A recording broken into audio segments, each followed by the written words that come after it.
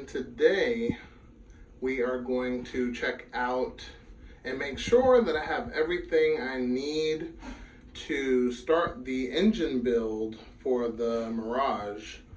So basically we're going to go through all of the parts. Anything I'm missing, definitely comment down below. I want to make sure I get everything now before I start diving into this motor and having to get it later, so to speak. So definitely let's dive in, take a look at what we got, and take it from there. Okay, so I want to welcome everyone to my clean room. Not really. But anyway, so let's start from the block and move our way up to the head. And yeah, that should be easier. All right, so starting with the block, completely hot tanked, new freeze plugs, and also we have O-rings on each cylinder. So there should be no leakage of any kind of boost or anything like that. So that'll cover that. So we have original main bolts, but I have ARP and I want to make sure that they fit, and then I could slide you the part number so you can get a set of your own. Now, I know people have been using the factory main bolts to make obscene amounts of power. I think the highest I've seen was 750, which is all good and well, but with stock main bolts, the question would be how long can you maintain that 750? So I went ARP because this one is going to be a daily driver build, but just with a higher horsepower. So we're looking at hopefully 500. Of course, we're gonna start low and then work our way up. But yeah, so 500 is the goal. So anyway, so I got one out. Let me grab the ARPs and see if they fit properly. Take it from there. Okay, so we have it in, and it looks like it's going to work perfectly with no issues. Let me see, I think I have, okay, the washer and nuts. Everything looks like it fits perfectly. So what I'm gonna do is let you guys in on a secret, because a lot of people don't know about this, or they kind of keep it to themselves. So this is the original bolt and this is the ARP. This ARP part number is from the 4G63 main, and it fits the 4G93 main. So I'll show you the box in a minute, but you see the length is slightly different, which is not a bad thing. It gives you more depth, so you're able to put this a lot further. As you can see, there could be some sort of stretching here because of the depth is not going as deep as it can. So these are actually better, and a couple of different reasons why, but these are in, they fit, they work, they look good, they don't stick too far up past the cradle, which is excellent. And yeah, we're definitely going to use these. So glad we got that situated. Let me take this guy out, and this will be going together with the main assembly. So note to self, part number for ARP mains is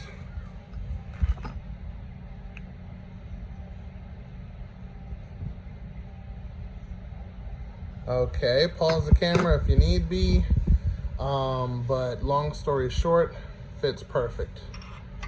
So that is one thing I wanted to make sure fits properly, and I shouldn't have any drawbacks from installing those. So we're good. On to the next thing. Now for the face here, we need the oil pump. So I do have that brand new, never used, but I have to take the bolts out of the old one in order. Okay, first thing first, this is the part number for the 2001 timing cover. So there is a difference between the 98 and the 2001. So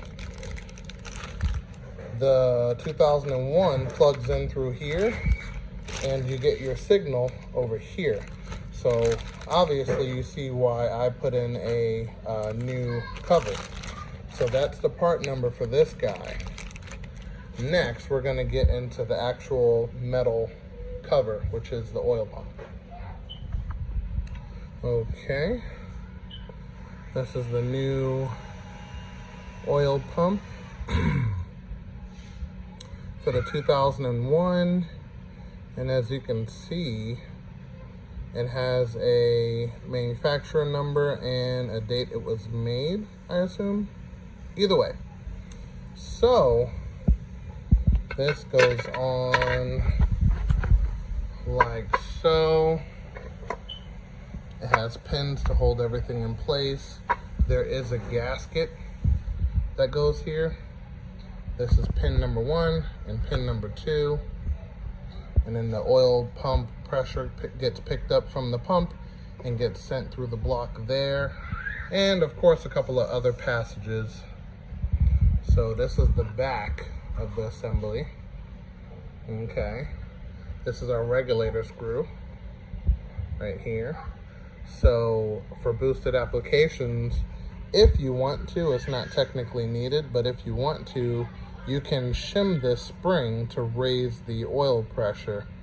So I think it's good as is. We're gonna give it a shot.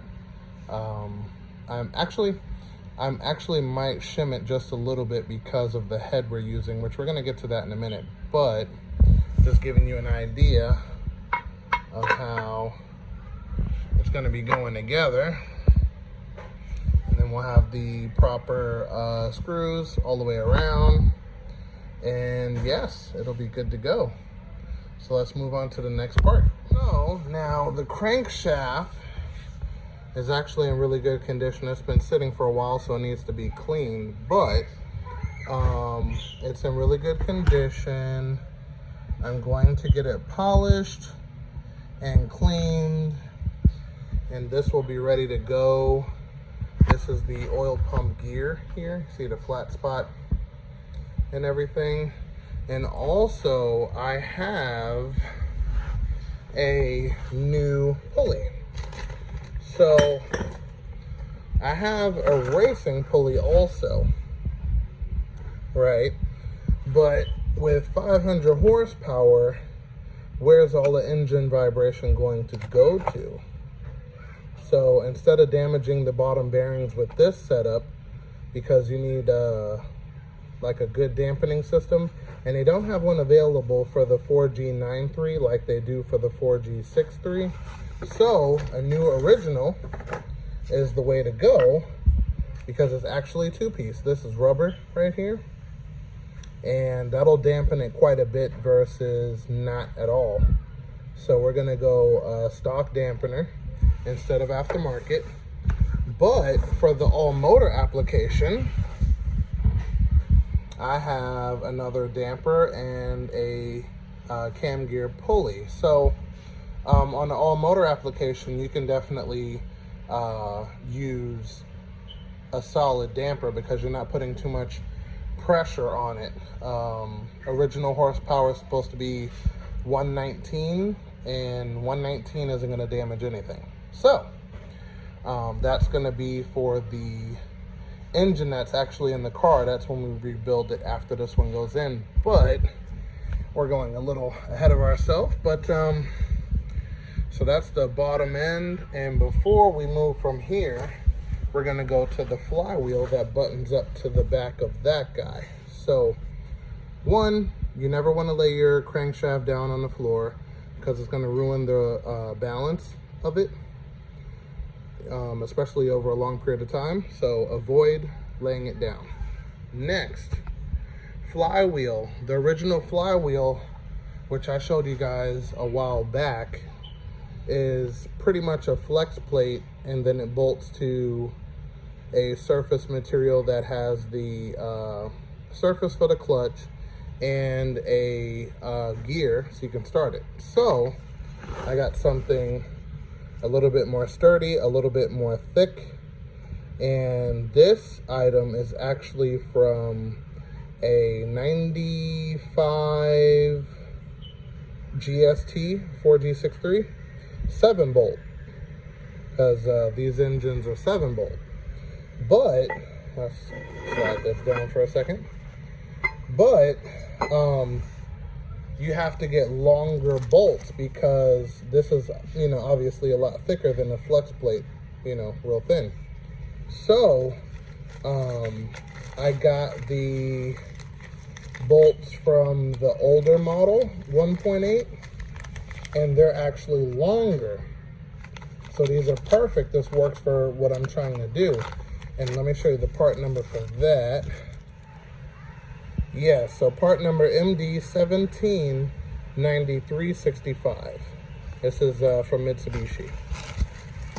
So, as you can see, there's plenty of bolt to actual bolt through the crankshaft.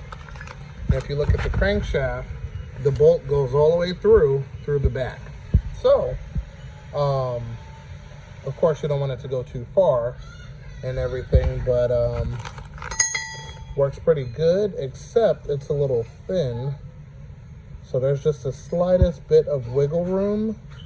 So I have to get this area shimmed just so it's the exact diameter of this guy.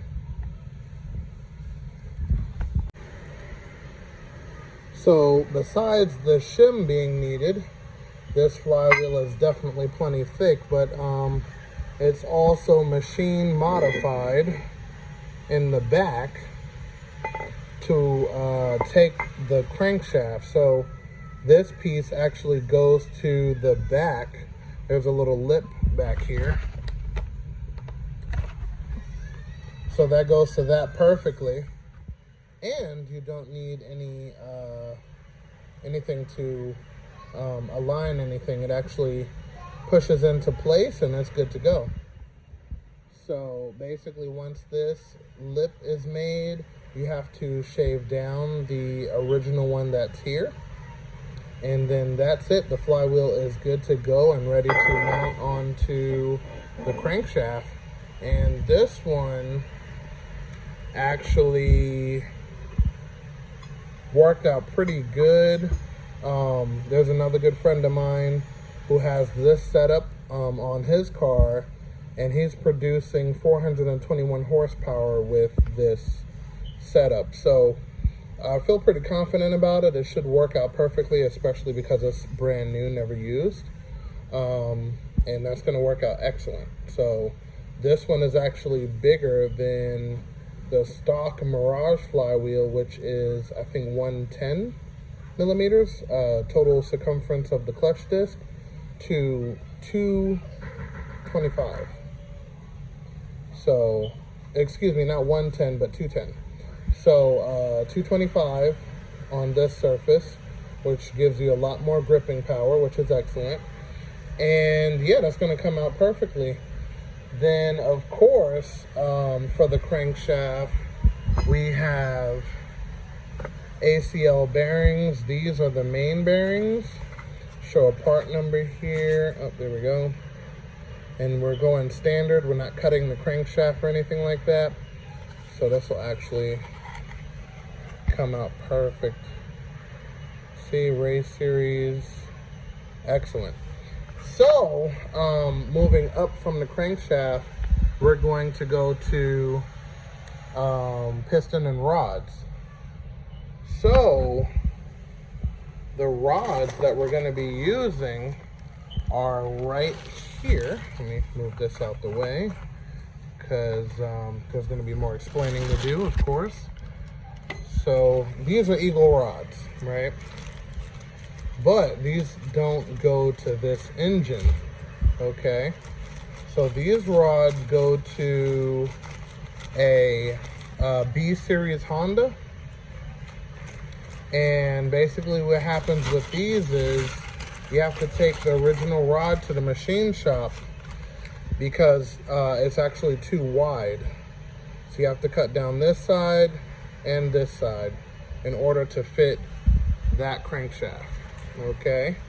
And the reason people, why we're going this route, I should say, and other people have done this before, is because the wrist pin is 21 millimeter instead of 19. So the failure rate of the wrist pin on a 19 is a lot higher than it would be on a 21 millimeter. So that's one of the reasons why they do that. And that's why I'm going this route. And then the bearings to suit this rod is right here. These are actually Honda bearings.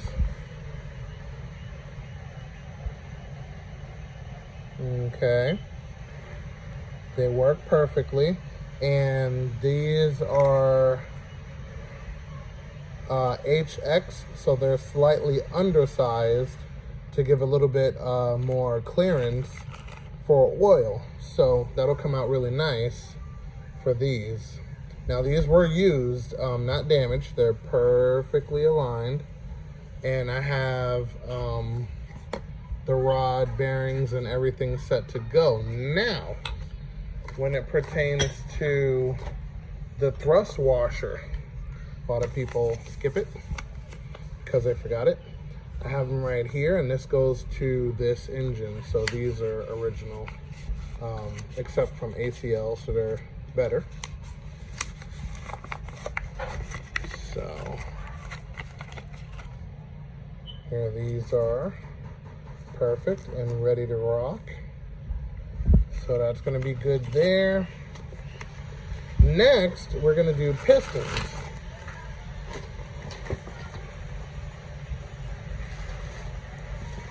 Now, the pistons, I wanted to make sure I got the right size because these are pistons for a Honda because that's what rods we have. So they go on without any modification.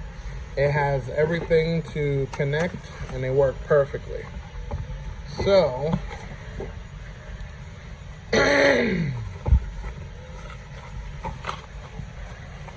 take these out real quick. Alrighty, spec sheets, of course. And these are the locks for the pistons. And here we have it, the pistons. Brand new, never used. And these are flat top pistons, so you get quick boost. And yeah, everything. So there's a part number down here. And everything, including the wrist pin, 21 millimeter. So those are set and ready to go, and now we're ready to move to the head. So the head, I have to bolt on the thermostat housing to the side of the engine, which is no big deal. Thermostat in here needs to be changed. What else? Have to bolt that guy on. And we're using a dual cam Myvec head. So got a aftermarket oil cap. All right, got to finish taking the paint off of this guy. And we are going to use or reuse this valve cover gasket because we do not have this here in America. So I can't find this. So we're definitely gonna have to reuse that and silicone it up. And also I have to put the spark plug seals here too, which I believe I have them right here. Alrighty. So these are the same as the American one, so there's no difference there. So let me slide these on. Okay, perfect. So now these match up to there perfectly. So now that we have that on, that was easy. Now we can take a look at the Myvec and the Myvec system. Okay, so this is the solenoid, and it's 2-wire right here. Oh, that's dirty. Clean that. But it's 2-wire, and as soon as the oil pressure reaches a certain point, there's a pin system that locks the rockers down here to accept the higher lift for the higher lift cam, and you could see it there. And this head is 2-piece, so there's a lower portion and an upper portion, and that lower portion is to get the head studs in. So you take off the upper portion to get to the lower portion, and then there you'll see your adjustments for your rocker arms and your studs. So it's actually 2-piece. I have to take it apart, silicone that, put it back together, and then these are all the bolts to take all of that off. There's a lot of them. But it's actually pretty cool because you don't have to remove the cam. The cam is a part of the upper tray. So that's interesting. But regardless to what, I gotta finish cleaning up the valve cover, get that ready for paint, and take it from there. And speaking of timing chain covers, this is the original. And then this is the incorrect one purchased. So I have to modify this one and cut right across there, then down, then across, and so on and so forth. But this cover will be going on. It says HKS on there, pretty nifty. And speaking of that, let's put the cover back on here.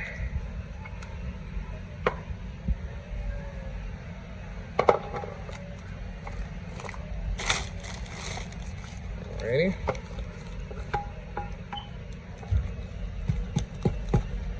We have a new cam sensor there, so we should be good to go. Here's the intake manifold. Let me put the cover back on. Alrighty. So here's the intake manifold with a 73 millimeter throttle body, and it has the TPS on it. Idle air. This is actually off of a used car. It's the only one I had, so I went ahead and threw that on there. I'm actually gonna get that one replaced with a new unit. So besides that, I have the Omen, I think this one's a 4-bar map sensor. So I got that guy. Got the factory fuel rail modified with, I believe this is 6AN front and rear. So that actually works out perfectly. And then for the original cam gear, these have the timing marks on them, which so conveniently happens to be in time. And the timing mark is at 12 o'clock. As soon as I get this on there so you can see.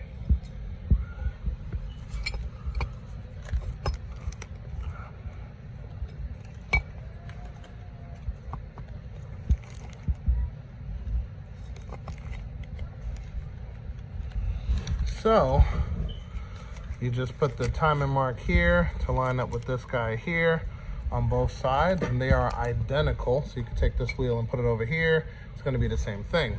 So instead of using those, I got some adjustable ones right here, and these are identical also. So that makes it super simple. Pop that on there and be good to go. Then after that, we have the timing belt. which is this guy here. Let's take a look at the part number. Okay. We went with the Gates belt. Blue, perfect length. Works excellent.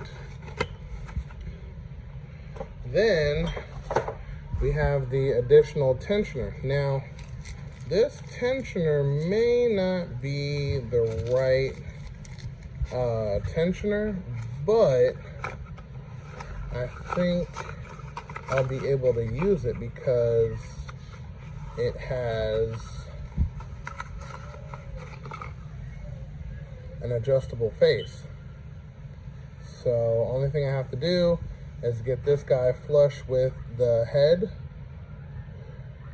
which goes right over here on the bottom at that screw right there, and it should be good to go. So should be able to use that and get everything aligned, and that should be perfect. Now if we step over to the turbo manifold, you got the turbo manifold over here. This one is AC friendly. I did an episode on it a while back, test fitting on the single cam, and then next I'm going to be testing it on the twin cam with the closeness to the block. And then the turbo we're going to use is this guy, Old Faithful. I've had this turbo for a really long time, and it operates perfect. No smoking, no nothing. So this is a ball bearing GT35R turbo, and then we're going to slide this guy over the front and you know, get that on there nice and close, and we'll be good to go. And of course, you can't leave home without your head studs. This is to a Toyota. Part number's there. Fits in like a glove. So, yep. I recommend to clean each hole, thread chase it if need be, so you get a good seal, good bite, and boom. And of course, you can't forget the fuel pump. We're gonna dive in on that. You got a 340 LPH at 40 PSI AEM. So we're gonna use that to get it done. And of course, there's the screen, clamps and plug, and boots and fittings. And also, there's a spec sheet here that tells you what she flows at what PSI. Okay. That's a chart, and then there's some information here. Fuel delivery hose size, gasoline powered engines up to 500 horsepower pretty much. At 6 AN, 8 AN is up to 800, and then 10 AN is up to 1100. So we're gonna be going with the 6 AN. Maybe we might upgrade to 8 AN just to have a little bit of cushion back there on the fuel area. But if anything, I'll probably modify the top hat and run 2 of these and have it combined from 2 6 AN to 1 8 AN and take it all the way up to the fuel rail. So just keeping that in mind. Also, I have a AEM EMS4 computer that is going to be running the program. So I think that's everything covering the block, the head, the intake and exhaust manifold, the crank, pistons, everything like that. So last thing I have to do is take the rotation assembly to the machine shop for balancing. So the factory red line of the original motor was about 6,000, 6,500, and then that's for the automatic version, and then the manual version would redline at 7,000, which is better, but you know, with this head, its native redline RPM is 8,200. So I'm going to have it preset to 8,000 and leave it there, but I need it to be balanced so it doesn't destroy anything on the bottom end when I'm reaching those RPM numbers. So with it being balanced and not having balancer shafts, I should be good to go. So that should be the last piece of the puzzle, give or take. Something I may have missed, definitely fill me in the comments and we'll take it from there. But this should be enough to start. Should be. I definitely want to grab a spare tranny and start working on a downpipe and the oil feed and return for this guy and kind of take that from there. But other than that, that should be it. I'm going to clock that turbo accordingly, depending on how I want the piping and everything to match up, and we will be good to go. Definitely good to go. So definitely feel free to rewind and take a look, you know, at any of these parts. This is not the original intake manifold. This one goes with that head. So it's actually bigger left and right, and there's room for more porting. So, you know, ordered that too. And yeah, I think that should about cover it. So we're almost ready, guys. Okay, and with that being said, I hope you guys enjoyed this video in some way, shape, or form. Definitely subscribe if you haven't already, and make sure you hit that bell icon for updated notifications. And I will definitely see you guys next time. And remember, knowledge is power.